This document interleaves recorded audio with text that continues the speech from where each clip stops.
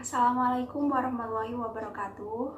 Perkenalkan, saya Putri Ariska Rahmawati, NPM 19259 dari Manajemen Strategi kelas B. Di sini saya akan melakukan analisis studi kasus yang sebagai syarat ujian akhir semester. Sebelum masuk ke pembahasan, saya akan membagikan studi kasusnya.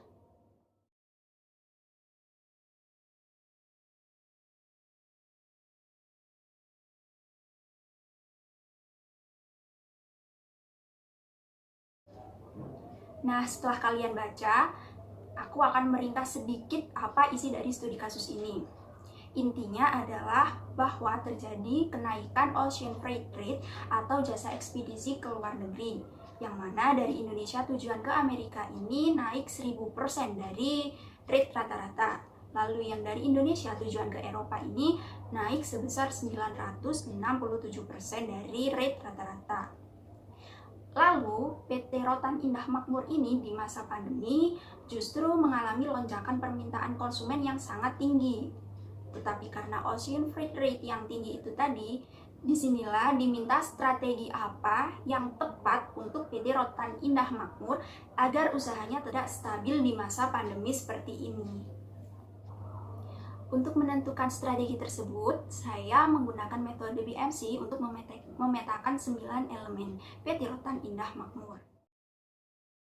Pertama, ada key partners, terdiri dari investor, supplier bahan baku, dan juga jasa ekspedisi yang membantu perusahaan untuk melakukan ekspor barang ke luar negeri. Lalu ada key activities. Kunci aktivitas PT Rotan ini yang pertama ada di aktivitas produksi, yaitu proses pengolahan bahan baku menjadi mebel yang telah jadi. Lalu ada aktivitas distribusi, yaitu pengiriman barangnya ini. Lalu ada aktivitas problem solving. Apa sih maksudnya? Jadi gini, misal terjadi produk gagal atau ada hal-hal yang tidak sesuai dengan tujuan perusahaan, sehingga perusahaan ini sudah memiliki plan B untuk melakukan atau mengatasi masalah tersebut sehingga tidak mengganggu jalan usahanya si perusahaan. Lalu ada aktivitas jaringan atau relasi. Selanjutnya kita bergeser ke key resources, kunci sumber daya. Yang pertama jelas yaitu bahan bakunya. Yang kedua ada sumber daya manusia. Mulai dari atasan hingga bawahan itu diminta untuk satu kesatuan mencapai tujuan perusahaan. Lalu ada juga aset tetap seperti fasilitas manufaktur, gudang, sistem, mesin produksi, dan lain sebagainya. Lalu kita geser ke value proposition. Di sini sudah jelas ya dari studi kasus yang sudah kalian baca itu tadi bahwa PT Rotan ini mengalami lonjakan permintaan konsumen yang sangat tinggi.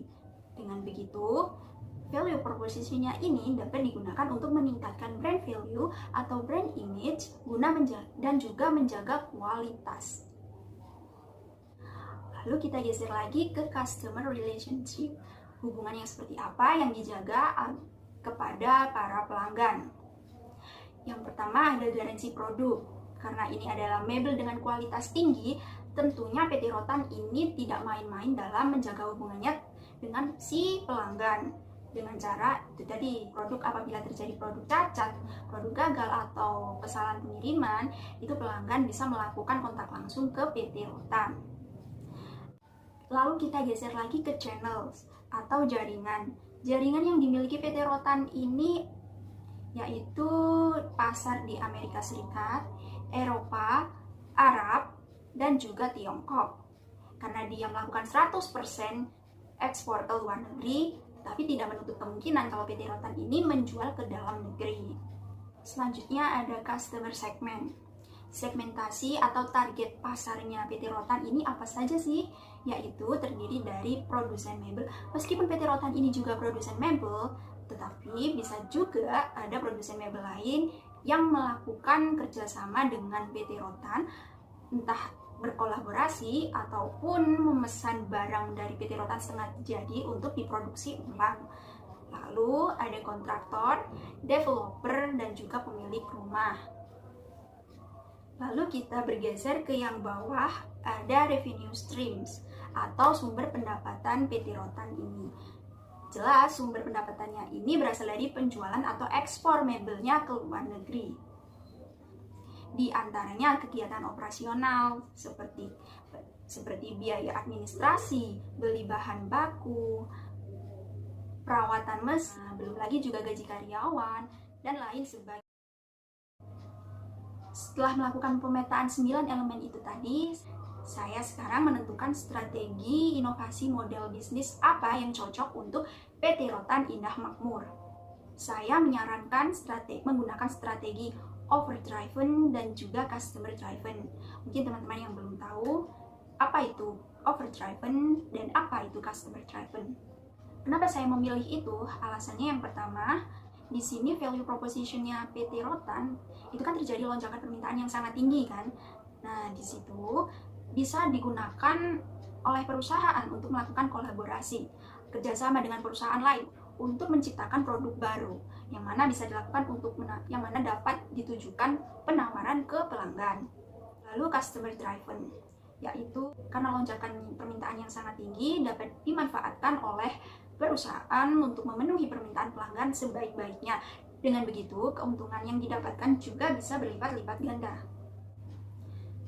Nah, setelah dibuat pemetaan BMC dan juga menemukan strategi apa yang cocok untuk perusahaan, disinilah saya buatkan BMC terbaru atau BMC usulan dari saya. Di sini saya beri tanda warna merah, yang mana menunjukkan ini adalah usulan dari saya, strategi apa yang dapat dilakukan oleh perusahaan. Yang pertama ada key partners. Di sini saya menambahkan partner luar negeri, instansi, dan juga event organizer.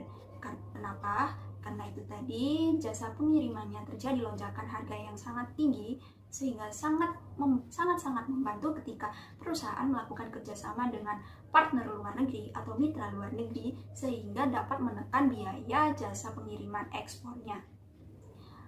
Lalu yang key activities ini terdapat tambahan, yaitu jenis pemasarannya bisa diperluas. Bagaimana cara dia melakukan pemasaran, promosinya itu dapat diperluas. Lalu ada pusat R&D, pusat inovasi bisnisnya ini dapat ditetapkan di mana membangun sebuah gudang sendiri agar pengiriman bisa lebih efisien. Lalu yang key resources ini saya rasa tetap dan hanya perlu ditingkatkan saja. Kita akan geser lagi ke value proposition. Seperti yang sudah saya mention sebelumnya, bahwa terjadi lonjakan permintaan pelanggan yang cukup tinggi, ini sebenarnya bisa diambil kesempatan oleh PT Rotan untuk melakukan kolaborasi atau kerjasama dengan perusahaan lain untuk menciptakan sebuah produk baru sehingga dapat ditawarkan ke pelanggan setia PT Rotan. Selanjutnya ada customer relationship. Karena tadi sudah ada garansi produk dan interaksi langsung dalam melakukan penawaran, di sini saya menyarankan untuk memberikan fitur pay later atau cashback. Kenapa? Karena pada saat ini industri digital sangat pesat-pesatnya dan banyak sekali seperti marketplace atau toko-toko online yang menyediakan fitur dua ini untuk memudahkan para pelanggan melakukan pembelian ke perusahaan. Selanjutnya ada channel. Karena ocean freight rate-nya itu tadi tinggi, saya sarankan PT Rotan menjalin mitra distribusi untuk menghindari OFR yang cukup tinggi, entah memiliki kontainer sendiri dan lain sebagainya. Lalu melakukan ekspansi bisnisnya seperti promosi, mulai bisa aja ke showroom. Apalagi di luar negeri itu kan banyak banget acara-acara yang menggunakan showroom sebagai media pamerannya. Lalu bisa dipromosikan ke media sosial maupun offline store. Lalu selanjutnya customer segment, sama seperti key resources ya. Saya rasa customer segment ini sudah cukup sehingga ditingkatkan saja, jaringannya diperluas untuk mendapatkan pelanggan yang lebih banyak lagi, pelanggan setia lebih banyak lagi. Lalu ada revenue stream, sumber pendapatan.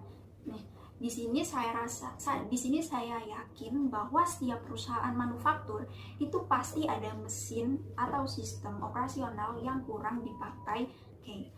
Oleh karena itu, dapat perusahaan gunakan dengan cara menyewakan sistem atau mesin tersebut ke pihak lain. Dengan perusahaan akan mendapatkan tambahan lain untuk mendukung jalannya usaha mebel. Yang terakhir yaitu cost structure. Kalau untuk struktur biaya sih udah seperti itu aja. Karena semua perusahaan manufaktur ya gak hanya manufaktur, perusahaan dagang, perusahaan jasa, struktur biayanya itu ya berkelimpungan di situ-situ. Jadi perusahaan cukup pandai-pandainya aja mengatur untuk menekan biaya.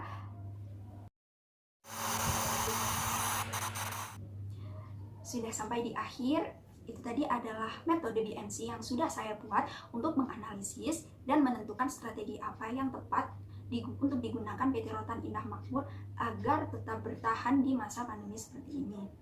Demikian penjelasan dari saya, mohon maaf atas segala kekurangan saya. Assalamualaikum warahmatullahi wabarakatuh.